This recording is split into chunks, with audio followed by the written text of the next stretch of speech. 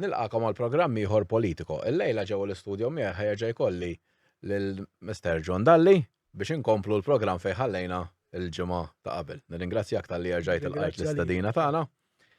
Mela, ħanerġa' nibda nsaqsik jiena.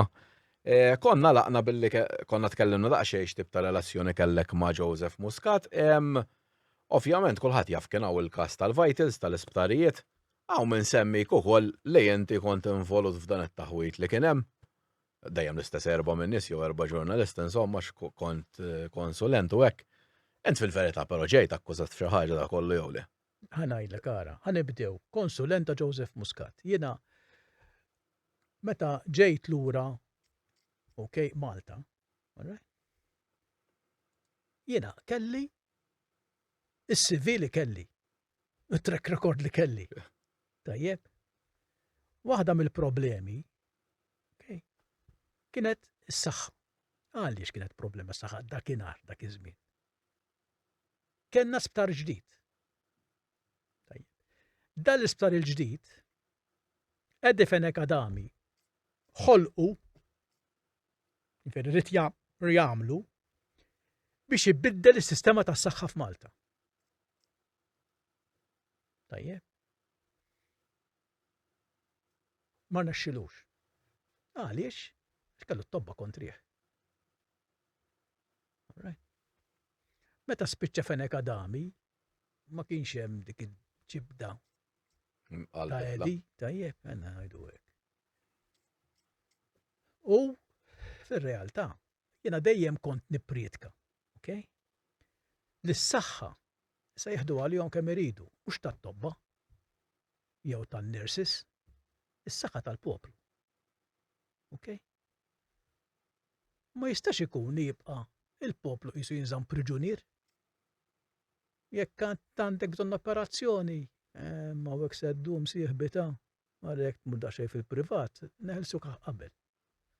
Qatt smajtuha din intom. Kuljum naħseb. Jiġifieri ma da ħażin hu, jiġifieri. La taħħalsu t-taxxi. Da ħażin, jiġifieri għandna tobba, għandna aħna, rrid ngħidha l-aħjar tobba fid-dinja. Tajjeb. Bħala professjonalità u kapaċità l-aħjar tobba fid-dinja. Fil-fatt darba għala Dr. Frank Porter li Mayo Clinic hemm għal proportion tal-pajjiż tagħna hemm l-iktar fid-dinja tista' tgħid. Mhux għal Mayo, qed ngħidlek jiena mill-esperjenza li għandi anke fis-saħħa fl-Ewropa, tajjeb, għandna l-aqwa tobba fid-dinja. U ħanajdlek aħna it-tradizzjoni tat-tobba tagħna ġejja minn żmien il-Kavallier ta' Malta daw tobba kienu u nurses. Kavallier ta' Malta, dik kienet il-professjoni tagħhom vera. Saħalli mbagħad kienu jmorru fuq il-vapur pirati, imma msomma. Ma storja oħra. Imma diki, tajjeb, jiġifieri aħna għandna biex niftaħru. U kieku, però jiena dejjem ngħid, imma jrid ikun hemm kontroll. Issa, Joe Muscat, meta ġejt lura Malta jien, tajjeb, kien kellimna, għalli jisma' John, għalli inti tajdinna ftit dal-isptar kif nistgħu norganizzaw b'mod għax kulħadd kienet jinsisti li jibqa' bl-istess sistemi li kellhom St. Luke's. Ma bnejna sptar ġdid ħanibqgħu bl-istess sistemi ta' St. Luke's u hekk għadna. Għalli tista' forsi ttini daqsxejn parir. Biex jiena kont nafx kont qed nagħmel, jiena kont miexi fuq dik il-linja. Għatlu mela lejjen. Għatlu nidħol nara daqsxejn x'inhu jiġru ma jiġrix. Għatlu però bla ħlas jien, bla flus. Tajjeb. Kien hemm Alla jaħfirlu Surgeon Grixti u konna naħdmu flimkien. Tajjeb. Naraw x'hemm mhux m'hemmx u dawn l-affarijiet. Issa jiena u importanti. Meta kont il-Ministru responsabbli mis-saħħa. Kont qed ngħid bisptar ġdid aħna. Għax imbagħad bdejt naqgħet is-saħħa mal-ekonomija u ma kollox tajjeb. Mhux hekk. Bisptar ġdid aħna għandna nkunu tajjeb. Health provider tal-Mediterran almenu. U kont bdejt inkellem mhux lil daw tal-Vitals, lil Johns Hopkins tal-Amerika. tajjeb. Johns Hopkins tal-Amerika huwa wieħed mill-aqwa istituzzjonijiet b'universitajiet, research u sptarijiet tajjeb li hemm l-Amerika. U konna nitkellmu u kienu jiġu Malta u kont immur jiena ma' Joe li kien il-segretarju parlamentari tiegħi. U morna nżuruhom tagħhom u konna qed nitkellmu tajjeb, all right? Għax jien għattilhom, ejjew timmaniġġjalna ftit u l-isptar tagħna, tajjeb? Lil dawk imma.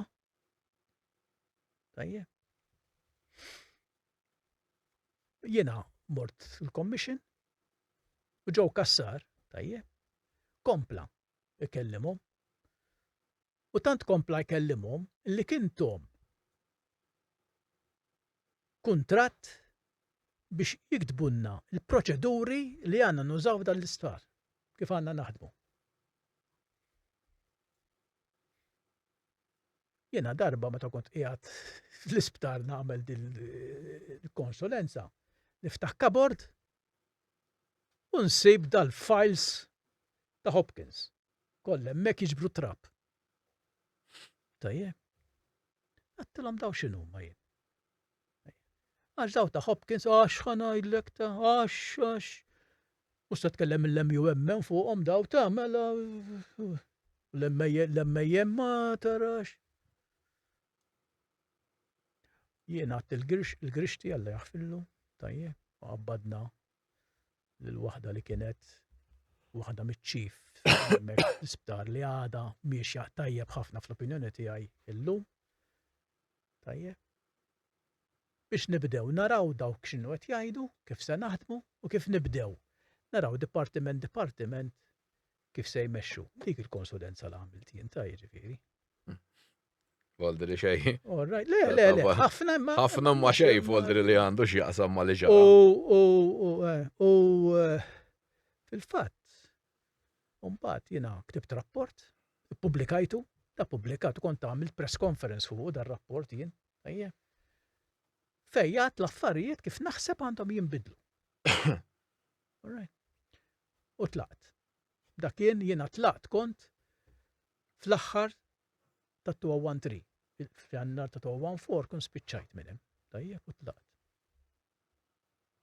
Tifri dak jiena, dal-konsula għax għamilt konsula, madonna tlift bdilt il-partit, traddejt il-nazzjonalisti kollha, jiena. Imma hekk riedu jiena biex jiena jinniettaw lin-nies bil-valenu kontrija, hekk kellhom jgħidu. Li sirt laburist. Li kont laburist jiena. Mhux għax jiena laburist xi ħaġa ħażina ta'. Mhux hekk, kulħadd għandu dritt. Minn tiegħi dak ħajibqa' jiġifieri u jibqa' dejjem. Jiena llum taf xi dispjaċini ilha ma narax dak it-twemmin fil-Partit Nazzjonalista llum. U bħalek eluf naħseb. Dak jiddispjaċini jien. Tajjeb, imma msomma. Però daw bdew idaħlu qalb in-nies, tajjeb. Għax għamel konsul, ġew buskat ix-xitan, skużi. Finalment ġew Muscat il-Prim Ministru ta' Malta. Talabni ngħinu. Is-saħħa tan-nies u mhux ta' ġew Muscat. U laqas tal-Partit Laburista, u iva jiena għan-nies nagħmel kollox. U jekk stejt ngħin jiena biex is-saħħa tingħata lin-nies aħjar, kont nagħmilha. Tajjeb, u għamilta. Issa ħalli li da bħal gonza qablu. Beżaw. Back to square one. Beżaw, tajjeb, jieħdu ċertazzjonijiet. Jiena da. Ma dik ir-realtà. Però jiena ma' Johns Hopkins kont qed naħdem, mhux ma' ħadd ieħor. U mbagħad naturalment kien hemm ngħid kollox ir-rivoluzzjoni tal-Libja. Mill-Libja ġew nies li kienu jafuni hemmhekk għax jiena fil-Libja ħdimt 15-il sena biex inkisser il-ftehimijiet li kienu saru mill-Partit Laburista qabel żmienna. Tajjeb, għax bihom dawk ma stajniex nitlu fl-Ewropa u ridna nbidluhom bil-fors. 15-il sena domt nitħabat jien hemmhekk u kont immur qisu ġimgħa kull 3 xhur kont inqattaħ għall-Libja. Niddiskuti dawn l-affarijiet u kont għamilt ħafna ħbieb hemm għax hemmhekk jiġifieri. Waħed minnhom kien wieħed mill msemmi ħafna issa f'dal każ għali Xawkat, tajjeb. Jina qatt ma għamilt negozju miegħu jien da, jiġifieri. U dak kien ġie Malta, maħrub, kien wieħed minn daw l-immigrati, tajjeb. U jiena jentu fil-fatt ġie, sibtlu fejn joqgħod, u sibtlu fejn jimorru l-iskola tfal, u daw l-affarijiet l-oħra. Okay? Mela, Mbagħad skuża sorry. komplax importanti din. Mbagħad da ġifieri bdejt insir naf li da beda jkun Kastilja żejjed u beda jkun Kastilja hekk. Tajt il-linja tajjeb noqgħod attent, rajt għax jiena. Dak kollu. Da Jason Azzoppardi, il-kavallier tas-sewwa. u tantu sewwa da li jmur jitlu fuq qabal ta' Kristu u jagħmel u kollox tajjeb. Jiġifieri da, beda jgħax dan u kien prova idaħħalni fiha di. Għamlu dil-famuża inkjesta tal-Vitals bil-maġistrat u kollox. Għamlu ma nafx kemm l-allegazzjoni kontrija fir-rapport tagħhom dell-inkjesta. Tajjeb, da Jason Azzoppardi u Akulina, dak il-bravu liħor, tajjeb, li da kulħadd sar jibża minnu, għal daw bulijiet ta' jiġifieri. U di da waħda mill-problemi kballa għandna fil-pajjiż li qed inħallu dal-bulijiet, tajjeb, ibeżżaw il-kulħadd. Tajjeb, għal dawn ma jiswewx Karlin. Ebda wieħed minnhom. Imma insomma llum imdaħlin fil-Kurja, għal dan issa dan Akulina sar innu tar tal-Kurja, jiġifieri minn hemm qed jieħu l-flus da, l-Arċisqof qed jiffinanzjah da. Tajjeb, jiġifieri biex il-poplu jkun jaf. All right. Qed jiffinanzjah da biex flok. Ixerret il-Vanġelu ta' Kristu tal-imħabba. Ixerret il-Vanġelu tal-mibeda u tal-ħdura. Tajjeb, imma naħu. Dispjaċini jekk qed inkun jibesta, imma ma jistax ikun nibqgħu sejrin hekk dal-pajjiż. Le li hawn biża kbira bin-nies jitkellmu għafatt huwa. Le, ma jistax ma jista' jennegaħ. dal-pajjiż. Jiġifieri daw, jiġifieri għamlu dawn l-allegazzjonijiet kontrija lill-Maġistrat. Il-Maġistrat ħarġet ir-rapport tagħha. Jien ma nissemma f'xejn. Ara kemm ħarġu x'lista kellha ta' nies l-akkużaw u għamlu tettellgħu il-qorti. Jien ma nissemma f'xejn, jien ma kellix naqsam xejn dawn l-affarijiet kollha. Però da Jason Azzoppardi il-bravu, tajjeb, jagħmlu issa xi rikors ma nafx għal xi dawn l-affarijiet.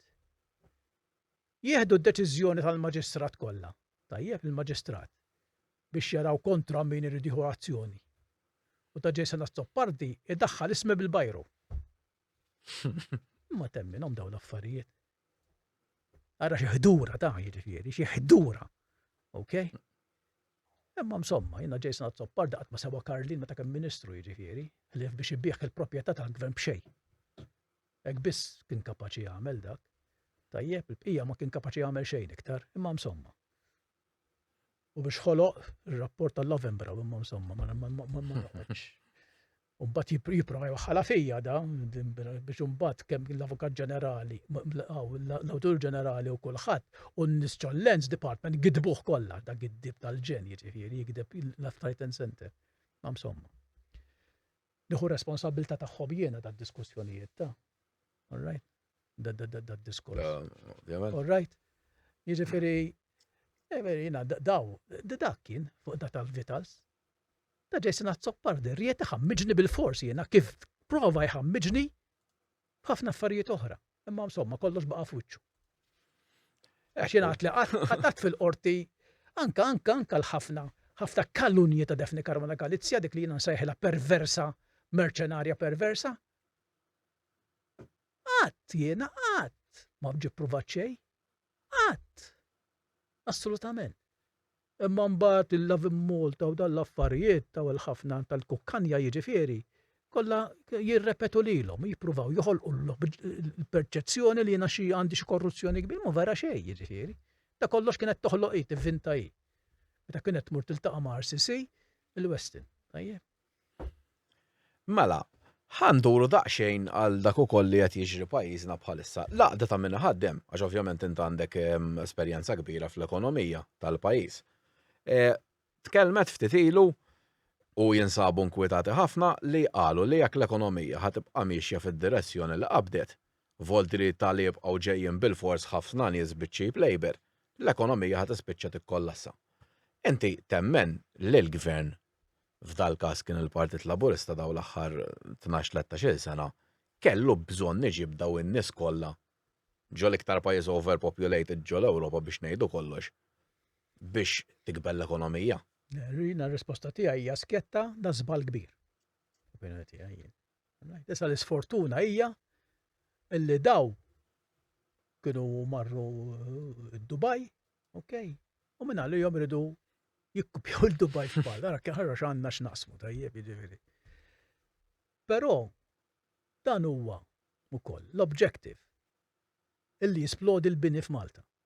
Għax hekk ħaġġib 9 miljun ruħ f'Malta, tajjeb, titfej joqogħdu daw, sa ħalli ipoġġuhom 10 f'kamra. Imma xorta jibqa'. Imma xorta titħafna kmamar, qegħdin niftehmu, jiġifieri da ħażin. U taw l-impressjoni li l-oħra li kont semmejt l-aħħar darba jien tajjeb. L-impressjoni li l-Maltin ma jħamġux idejhom ta' il-Maltin biex jagħmlu ċerta xogħol li jiġbru żibel pereżempju u jaħdmu hekk u jikinsu u jagħmlu fl-għelieqi. Le, dak tkun barrani, tajjeb. Ma ħażinu, skużi. Dan niftakara jiena, snin ilu niftakara l-Ingilterra. L-Ingilterra kienu għamlu żmien. Tmur ġol airport pereżempju, ħlif barra li ma kontx tara, iduru hemm jaħdmu. Tajjeb. Mbagħad meta ġithom il-kriżi, kemm tbidlu l-affarijiet. Tajjeb. Imma l-Maltin mal-gvern sabiħ inti ta' ma tmurx tissikka ruħek wisq.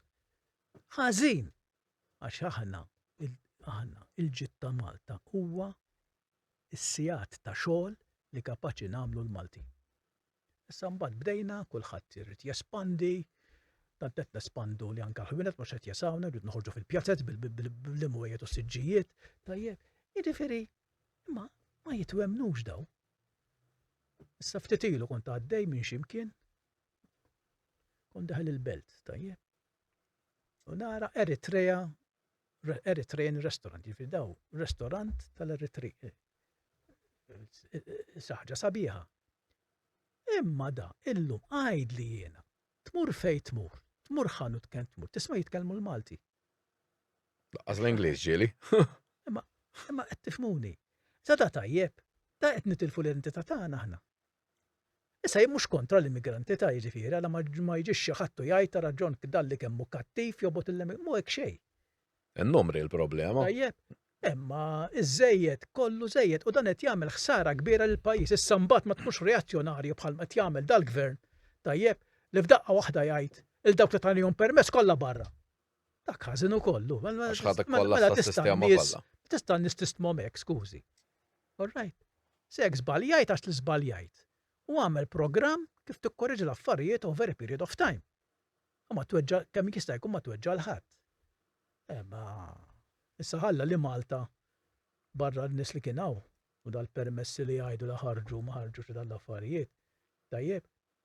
Malta kienet l-istoffa biex imorru l-Portugal, biex imorru u biex imorru n-naħa l-oħra ta'. U mhux hekk. Jiġifieri daw il-permessi li ħarġu għas nofshom huma Malta ngħidlek jien ta' jiġifieri, kollha mxerdin. U hemmhekk fejn issa anke jkollna problema kbir mal-Ewropa. Meta l-Ewropa kollha llum qiegħda b'700 fuq l-immigrazzjoni. Għax l-Ewropa, jiġifieri, qed jibagħtu jixxejjer lill-Kummissjoni Ewropea. Tajjeb. ċertu pajjiżi anke Schengen qed jagħlqu jew isiru restrizzjonijiet. Jiġifieri daw qed jibagħtuhom jixxejru l ħafna burokratiċi hemm li hemm hemmhekk ma jifhmux xejn. Tajjeb. Li jridu jiddettaw il-kulħadd. Imma issa meta jibdew isibu li daw li għandhom hemm kollha bil-permess Malti, għajdu se jiġri. Tajjeb. Mela, tkellmu wkoll riċentament il-Chamber of Commerce u kważi kważi għandhom l-istess concerns ukoll bħal dawk li qed iħadmu fejn qalu daw. Ma jistax il-gvern jibqa' joħroġ permessi bla doċċ għax ir-restrictions huma ħżiena kif tkellimna, però li kollox isir bla kontrollu dik ħażin ukoll naħseb. Ekku. Qalu ma jistax ikun jibqgħu jinfetħu das-supermarkets kollha shopping malls kullum kien għax qalu hawn biżejjed u ħajspiċċa jkisser dak li diġaw fl-aħħar mill-aħħar. Imma issa hawnhekk ngħidlek ħaġa oħra ġifieri. Hawnhekk jiena dawn l-affarijiet bir-rispett kollu li Chamber of Commerce noħodhom kif jgħidu l-Ingliżi with a pinch of salt. Tajjeb. Għax da jkun hemm xi ħadd f'xi kumitat ta' Chamber of Commerce li qed toħoss il-pressjoni tal-kompetizzjoni. Tajjeb, allura joħroġ qarrija bħal dat-tip. Noqogħdu attenti. Il għaliex, jekk hawnx biżejjed permessi għas supermarkets jew le, jiddeċiduhom in-nies tal-kummerċ. Mhux xi kumitat fiċ-Chamber of Commerce. U laqas il-gvern. Alla ħares, hemmhekk ħanarġgħu naqgħu għas-soċjaliżmu. Tajjeb, tat-Chamber of Commerce tas-soċjalista wkoll jiġifieri. Għax jiena niskanta.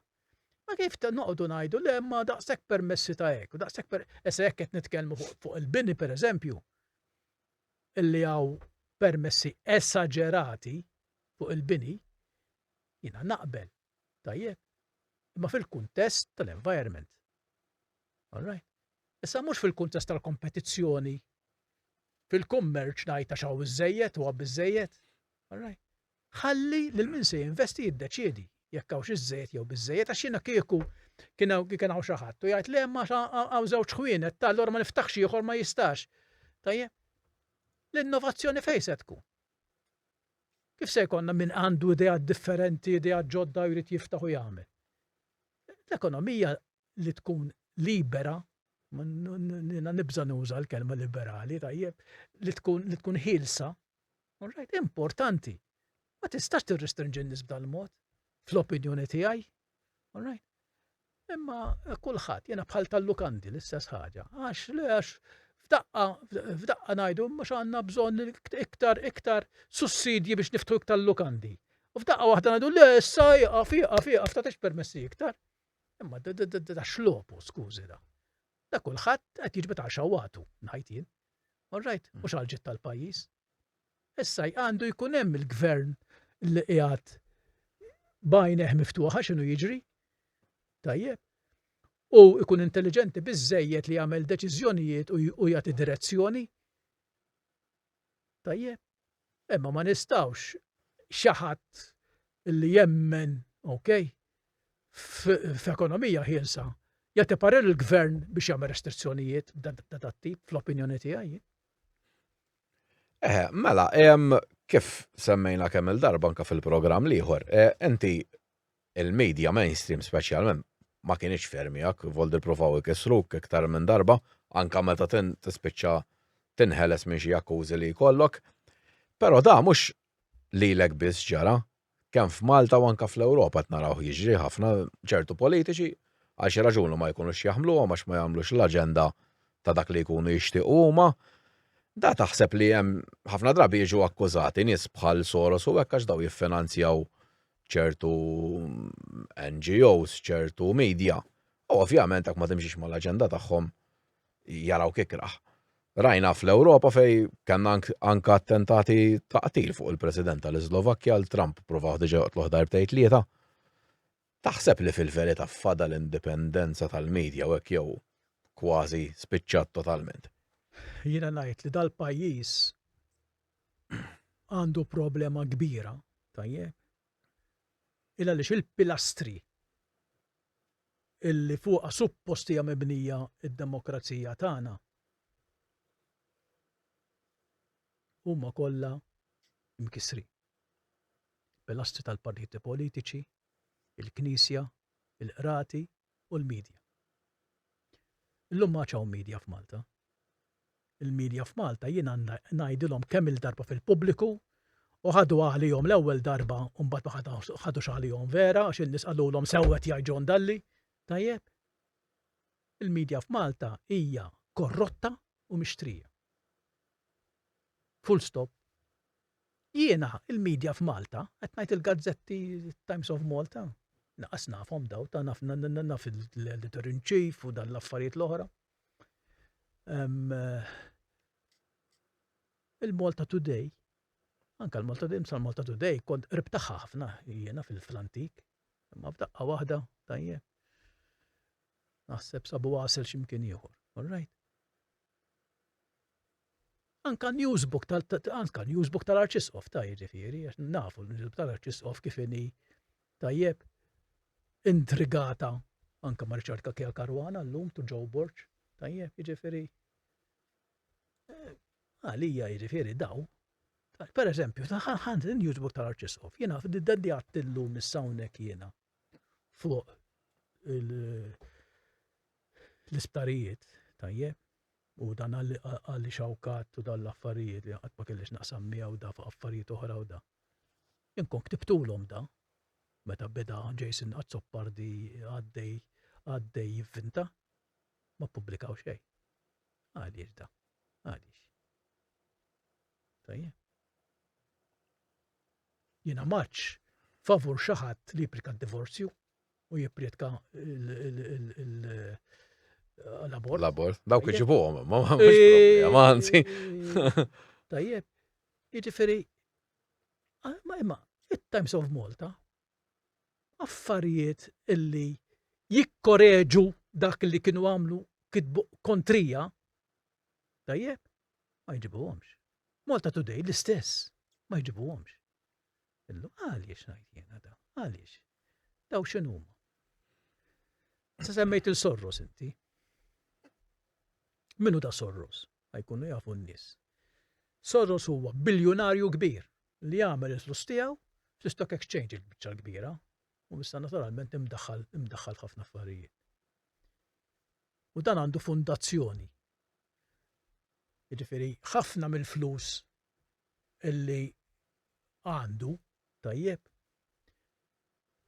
biex jevita t-taxxi. Mhux jekk le għax dik il-karità, Għamel fundazzjoni, tajjeb. Sa dil fundazzjoni llum qed imexxija t-tifel tiegħu. Okay?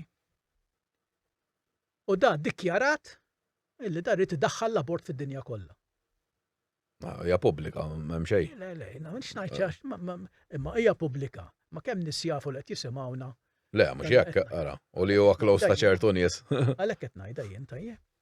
Fidda, dan huwa t-target tiegħu huwa illi dajr daħħal rabort, li daħħal l-eutanasja, ġifieri meta tixjih joqtluk, tajjeb, jiġifieri hekk da, tajjeb, biex jibdew l-affarijiet. Sa dik tinteressani x'issa jiena l-emmiċi. Anku, ma mużaħx fuq. Imma ifimni daqsxejn, jiġifieri u da, all right. Għandu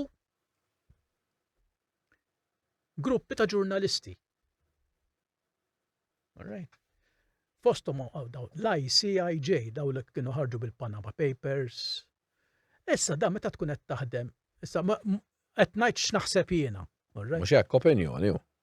Meta tkun qed taħdem fl-Stock Exchange, li jkollok dal-ġurnalisti investigattivi fejn jridu tajjeb, li tkontrollhom inti, tajbin.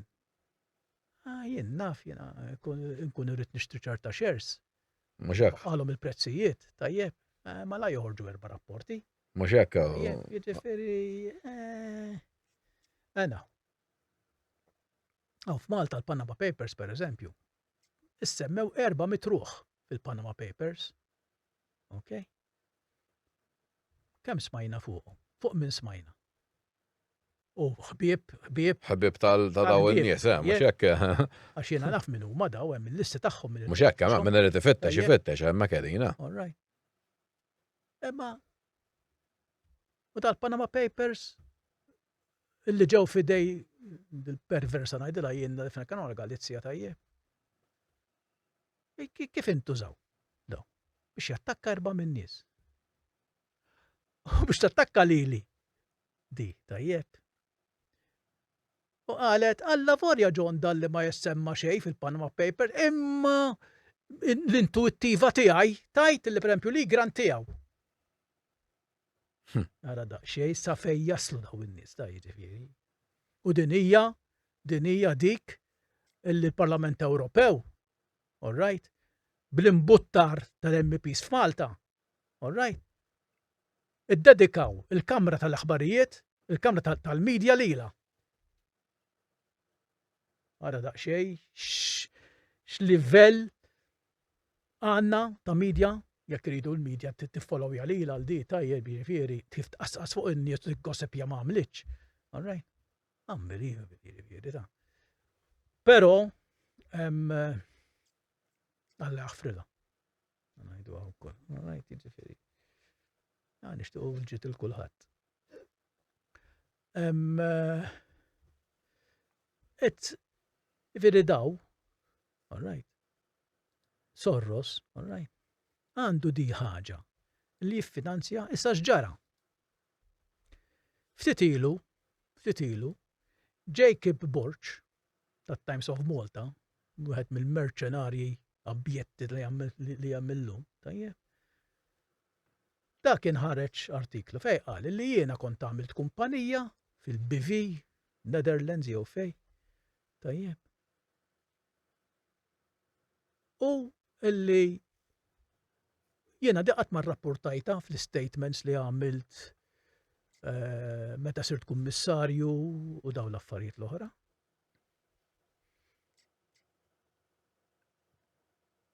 Daw tal-ICIJ, tajjeb, qabdu dar-rapport għax Jacob Borch beta korrespondejt magħhom għajtum ma dak Jacob Borch intom fejta fuq, le da parti mill-organizzazzjoni tiegħek tagħna da Jacob Borch. Berekalla.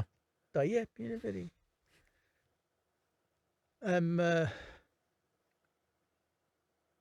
U ħarġu daw li jgħidu Pandora Papers, mhux Pandora Papers, u tisemmuni daw. Mbagħad il-ħabib tagħna David Kaza, jiġifieri fil-Parlament u daw jagħmel ir-riżoluzzjonijiet kontrija fil-Parlament, ta' mhux fuq kontra Joe Muscat u l-Gvern Malti biss għamlet ta' kontrija ħemel. Tajjeb, imma insomma. Għaddis ieħor.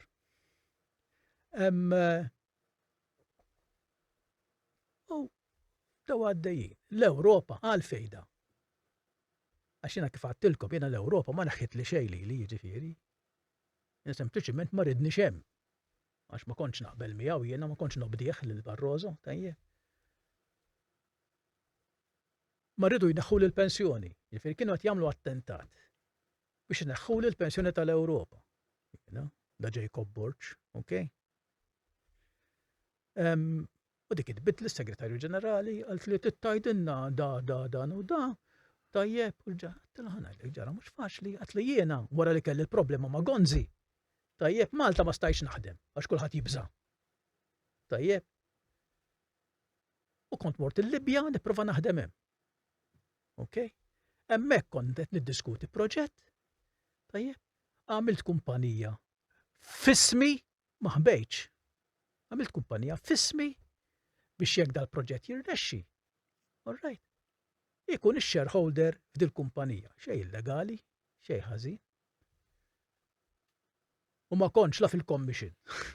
U la Ministru tal-Gvern ma kontx xejn. Ċittadin normali. Tajjeb, u kont membru parlamentari dak iż-żmien għax ma jiena qatt ma tajthom sodisfazzjon. Nirtira għalkemm pruvaw. Però għattilhom dakku. Għattilhom però ħanajdilkom, għattilhom dil-kumpanija kienet fismi. Dil-kumpanija qatt ma ħadmet xejn. Il-valur tagħha kien zero.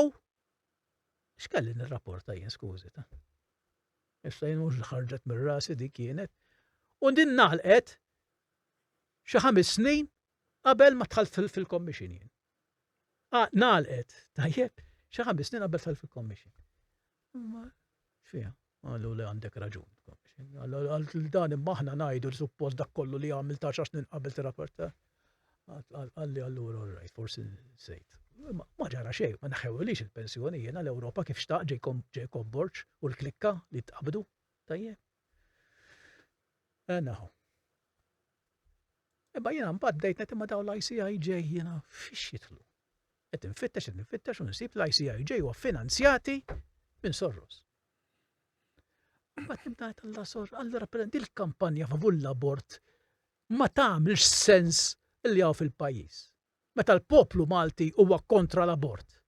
Mxek minn fejġeja. Tajjeb. Allura, wieħed issa ma Jibda jagħmel naħseb plus u li l-minus, jiena naħseb. xi ġenju. Orrajt, ma najjara il-gazzetti, u nafu l-gazzetti l-lum falluti, il-medja l-għanna, jiġifieri għalissa rridu jisibu il-finanzjament minn ximkienu.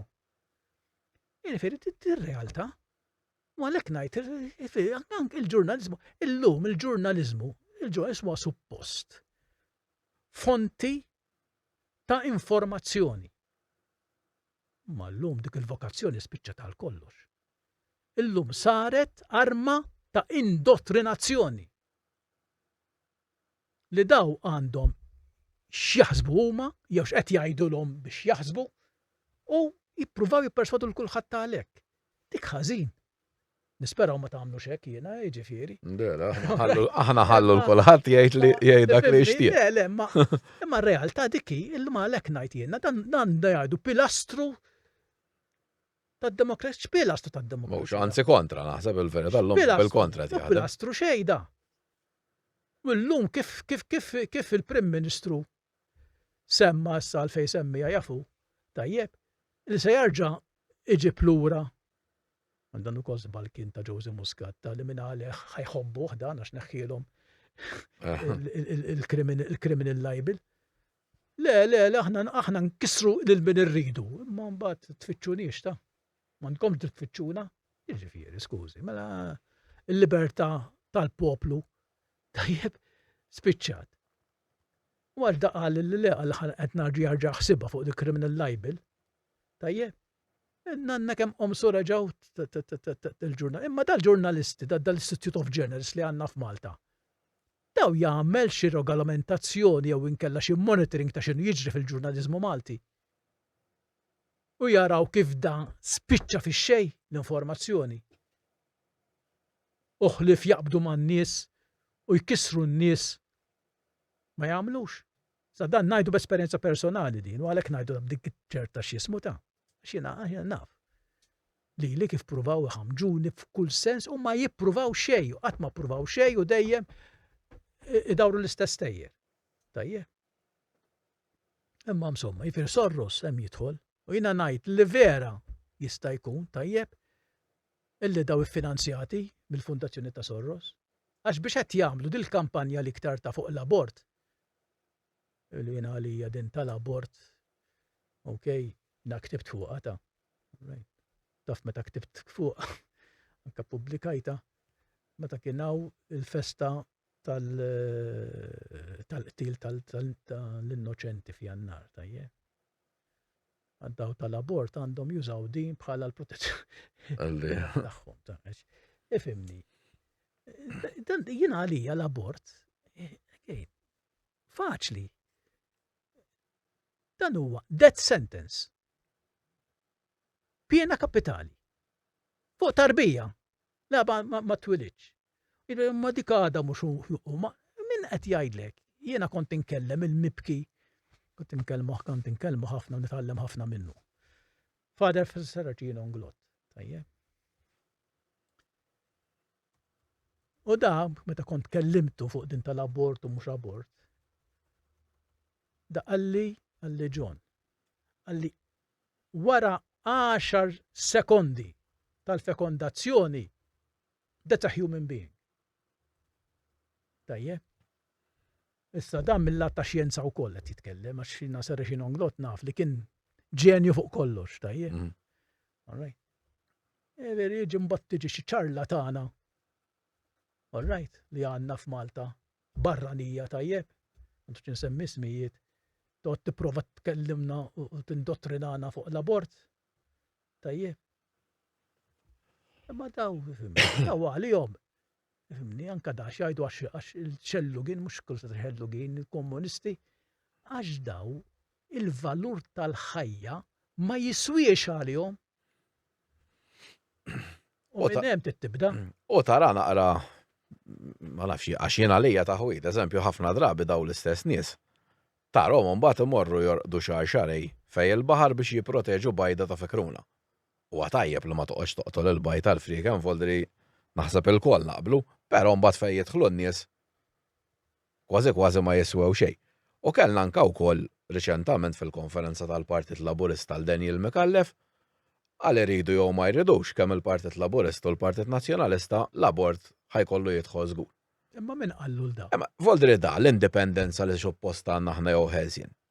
Spiċċaw jew ġast aħna kolonja tal-EU u li jgħidulna rridu nagħmlu. Għax inti qed tgħidli fuq il-fekruna u fuq l-abort tajjeb. Għax fuq il-fekruna għax l-ambjent. Mid-darba u elf tajjina fejna. Mhux hekk, Mur ekku. jiena biex insalva fekruna wkoll tajjeb ġifieri.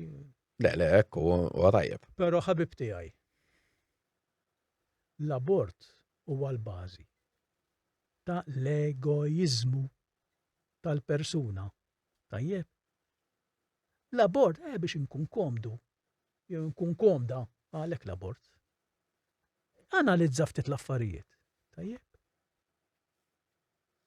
Issa wieħed imur u jagħmel li għandu jagħmel. Tajjeb. Mhux hekk. Okej, ħafna drabi bla ħsieb u bla xejn u bla protezzjoni u bla xejn. Tajjeb. Imma mbagħad meta tiġi għassiwin, no le jiena nitilqek tajjek ħajkollok tarbija, fi pressjoni tar-raġel fuq da drittijiet tal-mara. Li jridu jipperswaduni li da xi dritt tal-mara. Għax da jiena b'ġismi nagħmel li ġismek. Min qallek li hu ġismek? Skużi. Issa għandek ġisem ieħor ġo fik. Ma baqax ġismek da. Jiena dawk l-argumenti tiegħi ta' jiġifieri. Right. Ma ġismek xi ġifieri da. B'ġismi nagħmel li ġismek tagħmel ġismek missek għamilt irrid qabel. Okay? Missek għamil dak li hu sewwa. All right. Hekk hu jieġeb jien. Mhux tagħmel li trid, mbagħad il-konsegwenzi taħrabhom. U ħafna minnhom dan l-aborti isiru mhux għax trid il-mara tagħmel l-abort. Għax jippressa r-raġel. Għax jippressa r-raġel, jew l-arus, jew il-ġenituri, u daw l-affarijiet. Għax daħan ngħidlek l-abort kellem il-min tkellem trauma sħiħa ta' fuq in-nisa. Jiena minix psikologu, ma nitkellem man-nies tajjeb, trauma sħiħa. All right. Jiġifieri din li ta' dritt tan-nisa aqtawa mhux vera. Ħafna drabi daw in-nisa imsieken u mbagħad ikunu mġela jgħaddu minn din it-trauma. Barra milli fl-opinjoni tiegħi ikun hemm xi ħadd ta' il-pjena kapitali lil tarbija innoċenti u mbagħad inti tisemmi l-fakruna u mbagħad joqogħdu jagħmel bniedem il qatel 15 ruħ tajjeb le dak pita kapitali li għax inġusta. Imma jagħmlu sens daw l-affarijiet. Le, timmorru naħseb jiena ħażin ħafna. Mela, qed naraw ukoll naħseb fil-pajjiż u di forsi anke fl-Ewropa in ġenerali li il-pajjiżi qed jiddeġeneraw fej speċjalment jidħlu ċertu morali. Irrelevanti x'temmen fl-reliġjon temmen, però donnu ma fadar rispett lejn ħadd, kulħadd jaħseb għal rasu. Ta' spiss voldiri naraw pulizija jiġu msawtin l-ebda rispett lejn l-awtoritajiet fl-ebda settur u qishom jiġri xejn. Għalfejn taħseb imma li daw il-tip ta' valuri li għalkemm qabel konna anka forsi iktar foqra fil-flus, però kien hawn ċertu valuri anka meta l-pajjiż kien ma kellux il-ġid kollu li forsi għaw illum. Għalfejn taħseb li ġara da kollu. Titilu il-Papa Franġisku għal-kelma fuq reliġjonijiet. Mhux kwistjoni ta' reliġjonijiet, kwistjoni ta' valuri naturali. Tajjeb, għandna reliġjon tagħna ma tatna l-ebda valuri differenti milli kienu bdew, pereżempju, jiena mort l-Indja u idħalt ħafna fil-Hinduizm, pereżempju, dan l-affarijiet. All right? Imma l-valuri l-istess. Valuri l-istess tagħna. All right? Il-Buddiżmu l-istess, dawk l-antiki qed ngħid. U anke l-Musulmani, tajjeb, ħalli daw mbagħad għandhom ħafna mill-imams għal finijiet ta' kontroll tan-nies jawġu kollox, anke jawġu il-reliġjon tagħhom. Tajjeb. Imma jemnu fil-fatt ħafna bħalma naħdmu aħna. Tajjeb, aħna ma nemnux naturalment, qasuma ma jemnu fil-verità li jekk m'intix ta' reġjon tiegħek oqtlu. Tajjeb, din assurdità u x'reliġjon tista' tagħmelek hekk skużi ta'. Jiena mhux se nidħol Le, le, mhux mhux se nidħol dak l-argument, però qed ngħidlek jiena għalfejn qed niddeterjoraw. Illa għaliex in-nies mhux qed nieħdu ħsieb tat-tfal u żgħażagħ tagħna. Minn hemm jibda. Sa jiena tlajt f'soċjetà u tlajt f'ambjent, tajjeb, nirringrazzja l-bambin. Tajjeb. Jiena tlajt il-mużew, tajjeb, ommi kienet tibatni l-mużew, kienet tesiġi l-immur, il-mużew. U hemmhekk tallimt ħafna affarijiet. Bħalma talmu ħafna nies illi llum għadni niltaqa' magħhom jiena, tajjeb, id-dixxiplina, is-sens ta' sagrifiċċju. Ma semmilhom is-sagrifiċċju n-nies, jiena nieħol mit-tfal ta' tfal tajjin issa jiġifieri. Jiġifieri llum nistudja lilhom ukoll. Ma assolutament, jiġifieri. Semmilhom is-sagrifiċċju n-nies. Sagrifiċċju. Dak hu l-problema, għax illum kulħadd iħares lejh innifsu u dik saret ir-reliġjon. U semmilix reliġjonijiet oħra, ir-reliġjon saret l-egoiżmu tagħna u minn hemmet joħroġ kollox. Tajjeb, allura ftit ilu da, xraw pulizija jagħti ċitazzjoni ħarġu għalih ħej il-bullijiet il-western, cowboys ħej. Tajjeb, ħarġu għalih, għax jiġifieri, skużi. Baba titieħu u tafaf nofs it-triq, rajt jiena fil-video, ma jagħmlu sens daw. Affarijiet jiġru ta' kuljum kważi saru. Anka da li tisma' llum jiena nsegwi ħafna il-television Taljan tajjeb inkun bil-qedem id-dar naħdem fuq il-kompjut ħafna drabi nkun qed insegwi.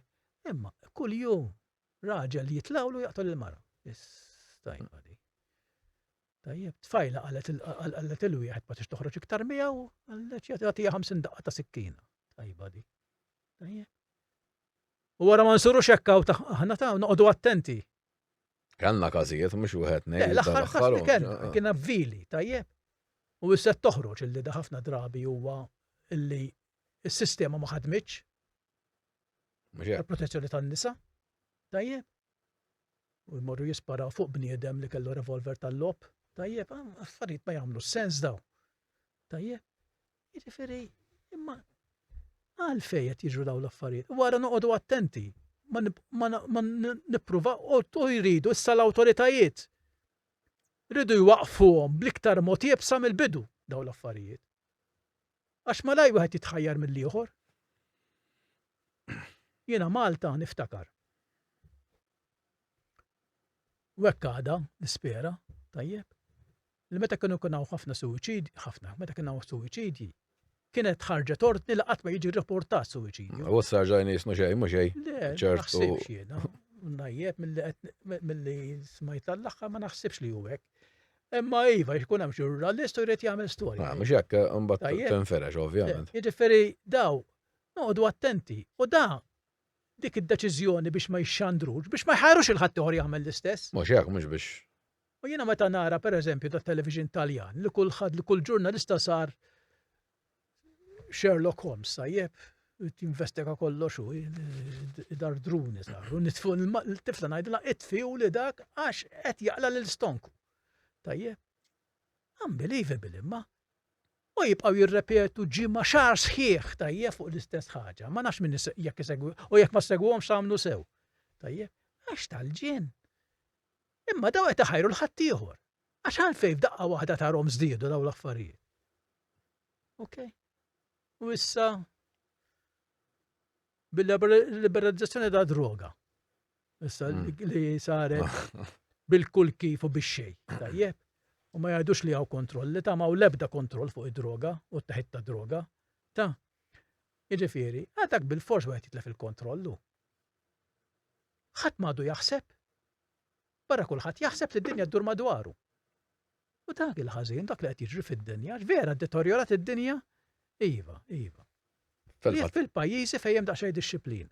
Fil-fatt ħafna mill-murders li kellna jew by accident jew li qatlu. Jien informat li ħafna minn daw li għamlu daw l-atti kienu taħt effett kbir ta' droga. U mu jiddiskuta ħadd fuq għadi. Imma jien ngħidlek Daqslek iktar ieħu. minn hekk, iktar minn hekk. Tal-inċidenti ta' traffiku, Żgur. għajdlek hemm minnhom huma influenza ta' droga illi liberalizzaw dal-gvernijiet, tajjeb. Għajdlek hemm minnhom. Le, mhux hekk, da fil-fatt kienu ħajdaħlu droga qas kien ħajkun hawn testijiet, fodri t-testijak għal naqra l-kaħol, imma droga tista' tieħu kemm trid. Mhux Ussuq. hekk. Voldri. Ma għajdlek hemm minnhom huwa effett ta' droga dawn l-inċidenti li għandna fil-pajjiż. Issa hemm domanda oħra li ħansaqsik. Enti ovvjament kont parti mill-partit li daħħalna ġewwa l-Unjoni Ewropea. Ħafna nies ivvutaw biex Voldri nidħlu fliw, il-maġġoranza. Però naħseb jien għalmenu fil-fema tiegħi jien personali naraħ hekk għax jien kont ivvutajt biex nidħlu, però llum il-ġurnata għandi question mark kbira għax inbidlet l-Ewropa minn dak iż-żmien law. Jien naf Ewropa li dejjem kienu jitkellmu fuq il-paċi li ħajkonna kondizzjonijiet tax-xogħol aħjar. Jien meta tħallna fleju, Voldri sanar mill-oħra naraħħa flok il-paċi illum ma tisaħnu biex tkompli tikber il-gwerra ġewwa l-Ukrajna. Il-kondizzjonijiet tax-xogħol iktar nġibu cheap labor milli naraw kif ħantejbu l-ħajja tan-nies tagħna u forsi ta' dawk Ewropew. Kont nemmen li kien hemm il-libertà tal-espressjoni, illum nafu li daw diġà jiċċensuraw agencies tan-news li forsi juruk x'qed jiġri n-naħa l-oħra tad-dinja bħal ġewwa r-Russja u hekk daw ibbenjawhom. Enti tal-aħħadi wkoll ispeċi kważi tmellaħtu bina ħadak iż-żmien. Le, mhux Tiġi? mhux naraħħa biss ktibt fuqha jien di. Tajjeb. U għatta jiena wieħed minn dawk li ġġilit. Ħdimt biex nitlu fl-Ewropa. Tajjeb. Daħalt il-vet u biddilt l-agreements li kellna mal-Libja. Tajjeb. Ħdimt jiġifieri biex nitlu fl-Ewropa. U emmint fl-Ewropa, dak iż-żmien, emmint f'Ewropa li kienet mibnija biex tassigura li ma jkunx hawn gwerra. Għalhekk inbniet l-Ewropa.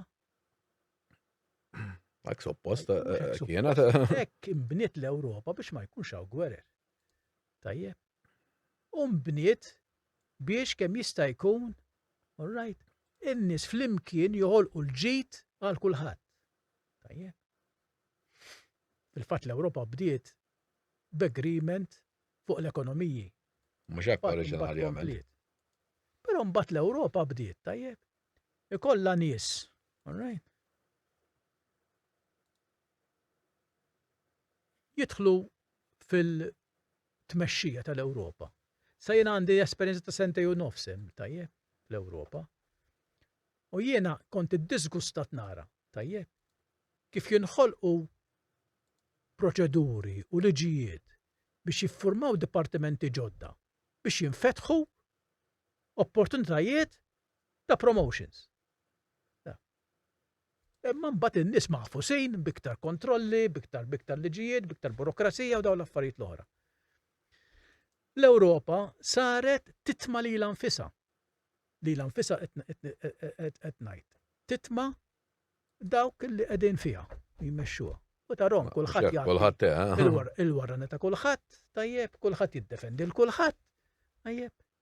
Issa jiena llum issa wara li dak Kessler għal il-ħabs, issa rrid nibda ngħidlu ma inti Barroso. Għalfejn għamiltek, għalfejn ma għamiltek, għalfejn għamiltek, għalfejn ma għamiltek.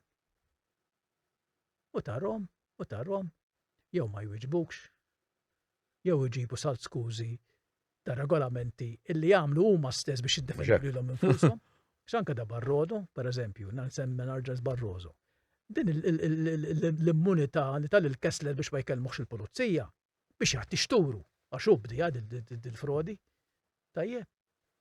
Imma issa biex nasal sem għandi battalja oħra, għamilt 12 sena jiena niġġieled fuq ta' Kessler. Tajjeb.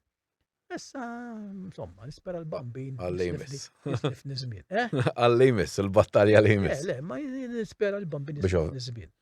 Tajjeb, għax kieku kien għall-Anġlu Gafà, jiena mmut, jispiċċa l-każ u jibqa' jgħid li jiena biex il-gazzetti jibqgħu jgħidu ara kemm mhix li bek tada. Mhux hekk. Tajjeb għalhekk daw kollha dawn l-affarijiet. Imma insomma, jiġifieri issa l-Ewropa ktibt ftit ilu jiena. F'wieħed mill dak li nuża. Tajjeb, u għadt l-Ewropa jiena ħdimt għaliha. Kont gburi illi ħdimt għaliha u tħanna fiha. Però llum l-Ewropa ma nara fiex jien milli kienet qabel dak eżattament li għadt inti. L-Ewropa ġiet imwafqa biex ma jkunx hawn gwerer. U llum tiddejjaq tismagħhom jitkellmu. Tajjeb, li jiffomentaw il-gwerra ma jagħmlux. Issa din l-imbeċillità tal-Parlament Ewropew, pereżempju, illi jgħidu l-Dan Zelensky. Alright. Illi iva ta' tista' tmur tattakka Moskow issa int. Tajjeb. Għas nafu ġeħalina, probabli. Imma le, nafu ġeħalina x'Putin qallhom kif isiru daw l-affarijiet. Jiena nibda nispara nukleari. Spiċċa. Mbagħad li fejn ħajkunu għandhom xi bunker lest huma daw biex jiddefendu ruhom daw li hemm l-Ewropa. Tajjeb. Imma daw. Jekk tisma' lil dan li kien tan-NATO dispiċċa issa. Jisu miġnun Madonna, fissat li jrid ikabbar il-gwerra. Unbelievable da. Ma jiena ma nemminhomx daw l-affarijiet. Anke meta tibda tismagħhom. Issa għandek il-Dan Zelensky tal-Ukrajina. Tajjeb. Issa jiena l-ewwel nett ukoll. All right. Jiena nixtieq nara għalfejn bdiet il-gwerra għalfejn ir-Russi bdew, tajjeb, jiġifieri għaliex tisma' ħafna affarijiet ukoll. Imma mhux se nidħol fil-ġudizzju jiena. Imma daħlif jgħidilhom tuni iktar ħanispara, tuni iktar ħanispara. Il-paċi ma tassammax. Issa x'qed jiġri da? Le, da fid-dabeda ma jridx paċi. Issa, all right. Illa għaliex minn għalli għax bl-Ewropa u l-Amerika wara, imma anke l-Amerika qed tibża. Tajjeb, jiġifieri. Fil-fatt l-Amerika u l-Ingilterra ma qablux li jkollu armi issa tal-qu għall-Ewropa wkoll weħeda foldri. Imma wara li Putin issa jiena ifhimni. Meta nibda naħseb fuq din tar-Russja. Jiena dejjem ngħid, imma jiena meta kont żgħir.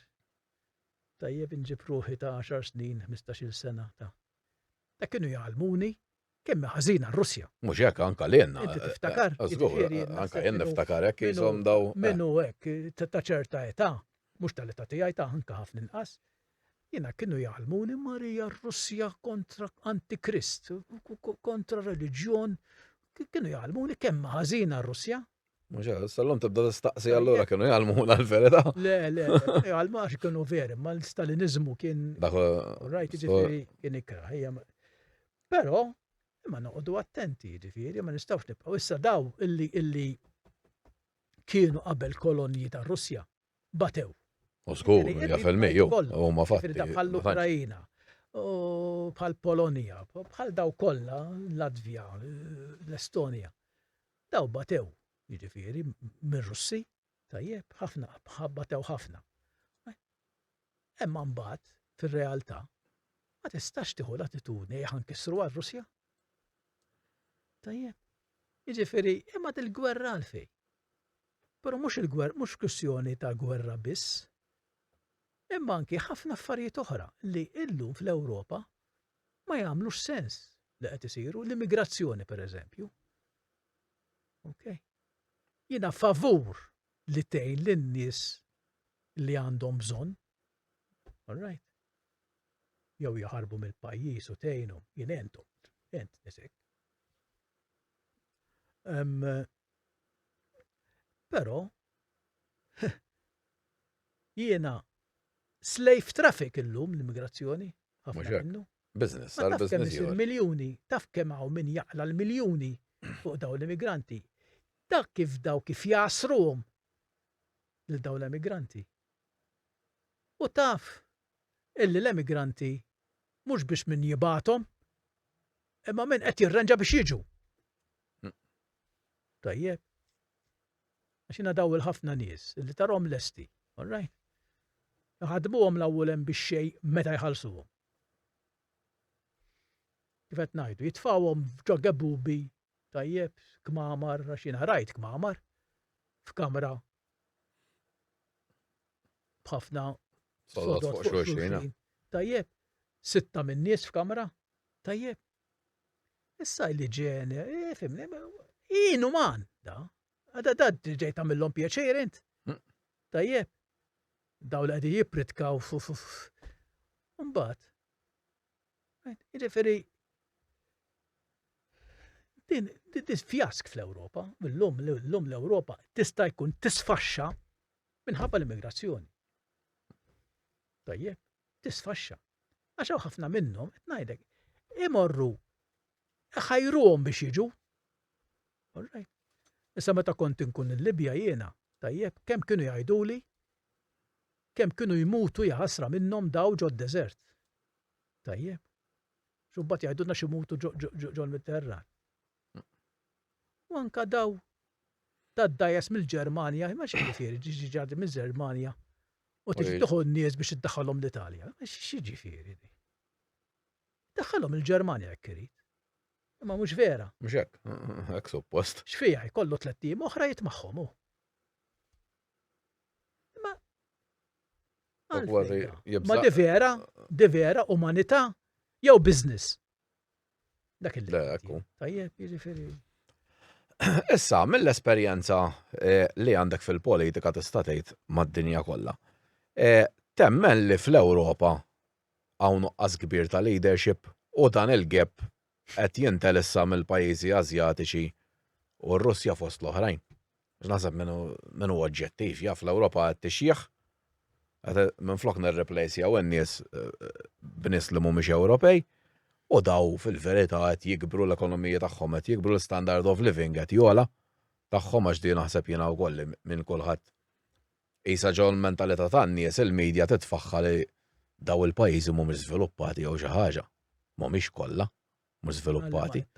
Għal-pajjiżi Asjatiċi bħal ċina u naħseb jiena qed ngħixu gidba aħna. Qed ngħixu daw indottrinazzjoni mhux informazzjoni hija l-medja llum jiġifieri dik kollha. Le ħanajdlek ara, il-leadership fil-pajjiż jiena semmejt l-Ewropa, imma x'inhu jiġri il-farsa li qed issir l-Amerika. Mhux hekk. Għax jiena l-Amerika farsa hu. Tgħidli għax Trump. Kull nivvota l-Trump nivvotalu jiena, żgur li le. U di Harris nivvotala u żgur li le.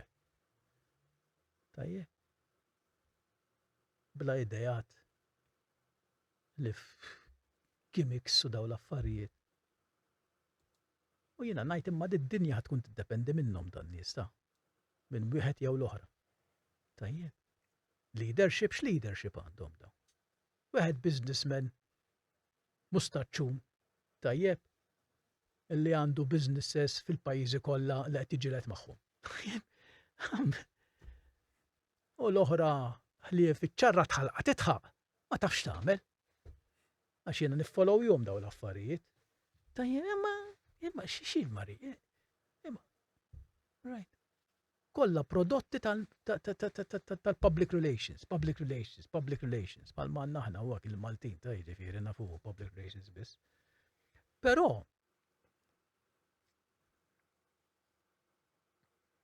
ukoll tajjeb ħafna nies anka mħabba il-medja stess ngħid jien ta'.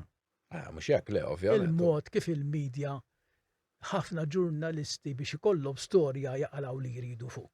U lekk tkun in the public, tkun politiku, allura jistgħu jgħidu li jridu fuqek, ħamġu kemm jistgħu.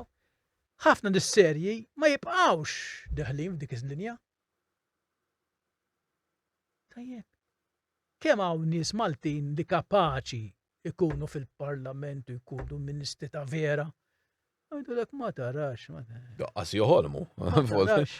Tajjeb. Meta jkollna dal-karfa hemm fil-ġurnali Maltin ma tarax. Tajjeb. Imma dik ir-realtà. Alright. Fejn tgħidli għalfej, kull il-leadership naqas. Għax leaders. Jiena kif nafni jiena, nitkellem fuqi, tajjeb. Jien ma kellix għalfejn nidħol fil-politika, jien kelli ġob tajjeb ħafna. Tlaqtu biex taħt fil-politika. Il-mara għandha jafda tal-kem kienet gergitli. Tajjeb. Imma għax jiena ħassejt il-bżonn li nagħmel xi ħaġa għal pajjiżi. Kollek viżjoni, tajjeb. Konna għaddejjin minn żminijiet koroħ fil-pajjiż. U jien ħassejt il-bżonn. Kemm minn dawk li hemm fil-politika llum qegħdin fil-politika għax prunati b'dan il-mod.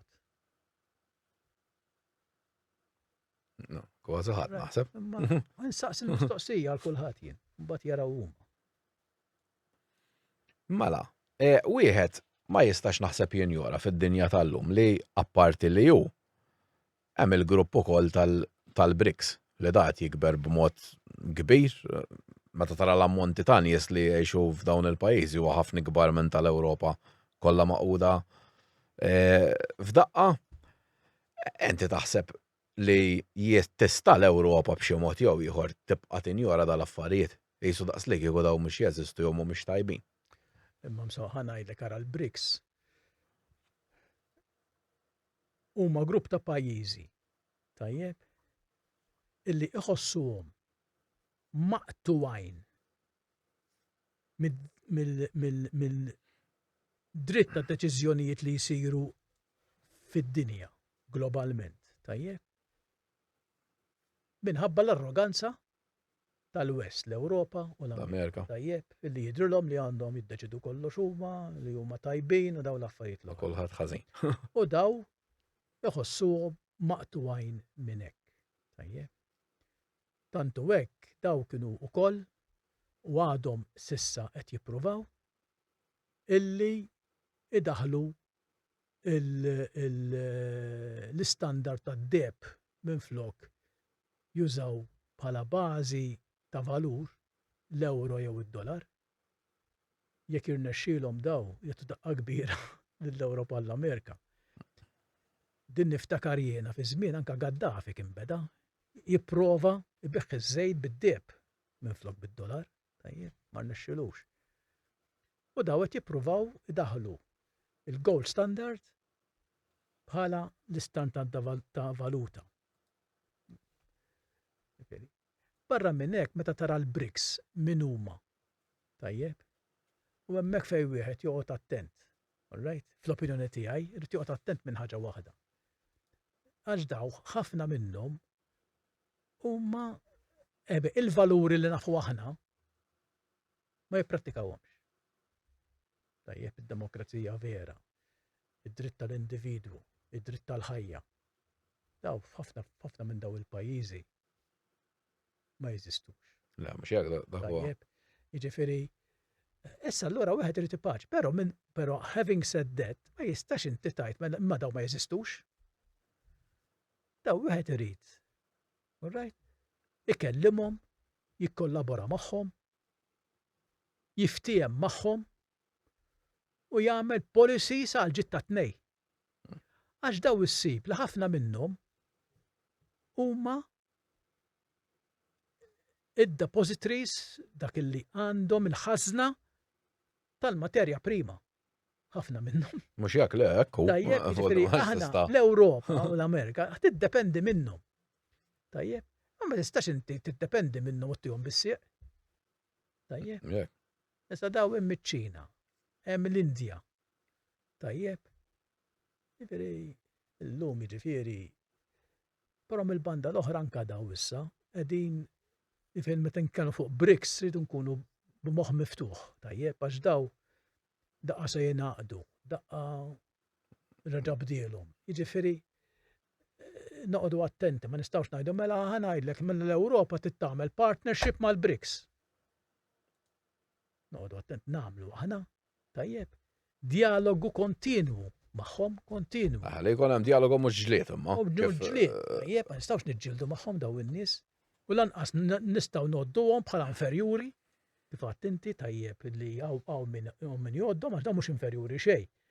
Illum meta tħares lejn iċ-Ċina, jiena żort iċ-Ċina mhux darba u tnej. Iċ-Ċina niftakarni l-ewwel darba li mort jiena. Madonna. Alright, kulħadd b'uniformi waħda. Kienu libsin l-uniformi. Ek. Però mbagħad meta rġajt mort ftit snin wara, iċ-Ċina ma tara fiex. Pajjiż ieħor. Ma tara fiex. Barra mill-fatt li r-realtà hija li l-mod kif ħadmu daw. Tajjeb, it-teknoloġija li għandhom illum u qed jiżviluppaw hija ħaġa ta' meravilji. Tajjeb. Issa pereżempju, aħna tajt l-Amerika u l-Ewropa kif qiegħda tipprova mhux tikkompeti iżommhom daw. Tajjeb. Billi tagħmilhom ħafna tariffi, billi tarrestalhom is-CEOs. Ħażin. Użgur ħażin. Qed naqbel magħek fuq dak. M'għandix għandha tirreaġixxi billi tagħmel iktar minnhom. Kapaċi Tkun tagħmel aħjar. iktar minnhom jew le. Għax iċ-Ċina llum għaddejja jiġifieri full blast f'kollox. Tajjeb, it-teknoloġija tal-ġen. Innu għadna kemm rajt jiġifieri il-Huawei, pereżempju, ħarġu telefon. Tajjeb, illi jinfetaħ tliet darbiet. Il-telefon iġġibu tablet, tajjeb. Imma computer jiġifieri, computer. Għax kultant tajt il-Madonna, minn fejn se nġibu? Kultant. Tajjeb, li anka fil-basket titfadal tat-telefon u mbagħad inti tista' tuża traħ fejn tu kif trid. Imma x'qed ngħidlek, jiġifieri u r-robotika li qed jiżviluppaw hemm jiġifieri. Qed nitkellmu fuq teknoloġiji. Però fuq kollox. Iva, ma mbagħad meta tiġi għar-rispett tal-individwu, għada lura ħafna ċina.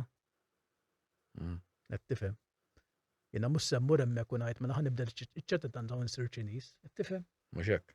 Jiġifieri biex inkunu qed ngħidu kollox. Imma ma nistgħux ninjorawhom. L-Indja llum, l-Indja ħad tkun l-iktar pajjiż ekonomikament b'saħħtu fid-dinja. Bas iċ-Ċina fil-fatt ukoll minn ftit ieħor. Qabżet iċ-Ċina minn nies. Żgur, minn nies diġà qabżithom. Għax iċ-Ċina raw l-iżbal li kienu għamlu.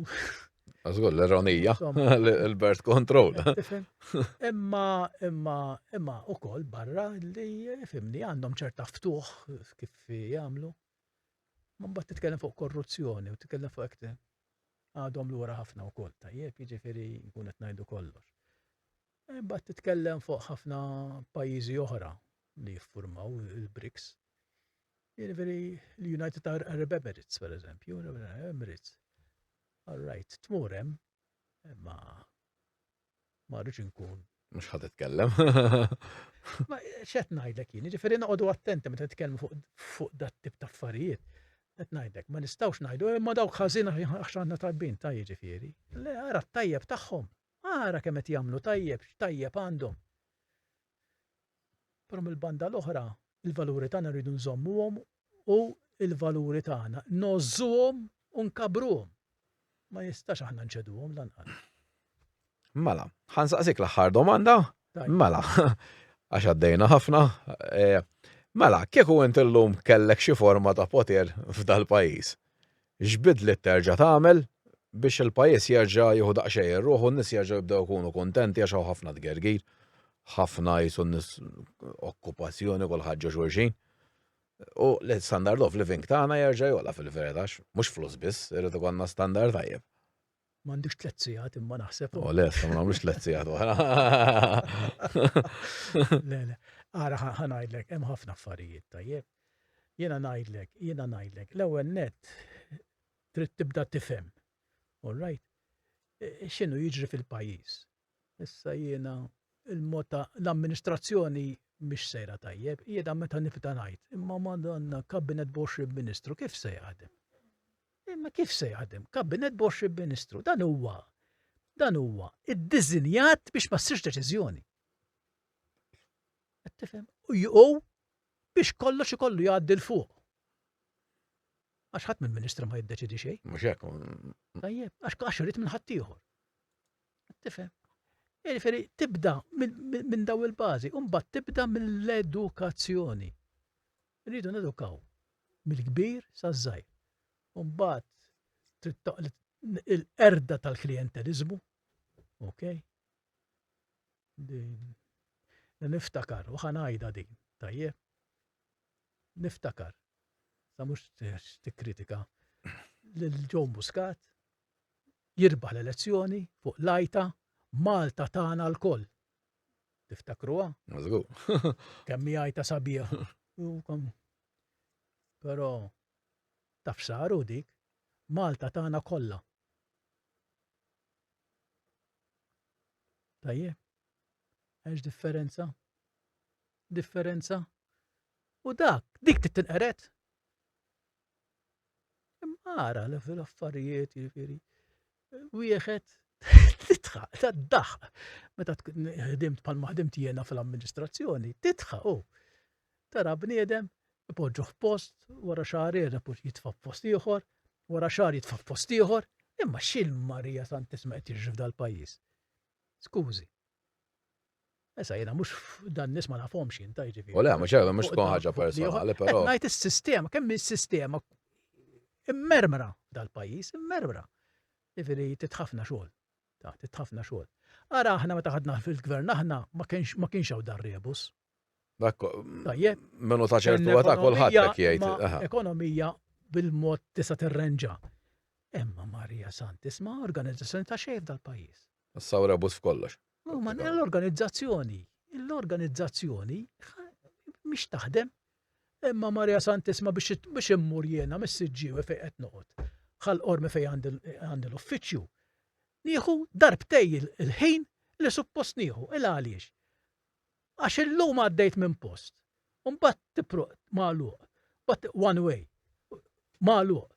Marija Santisma m'hawnx pjanta xejn. Il-bieraħ kont qiegħed il-Mosta, tajjeb urid immur ir-Rabat. Tajjeb.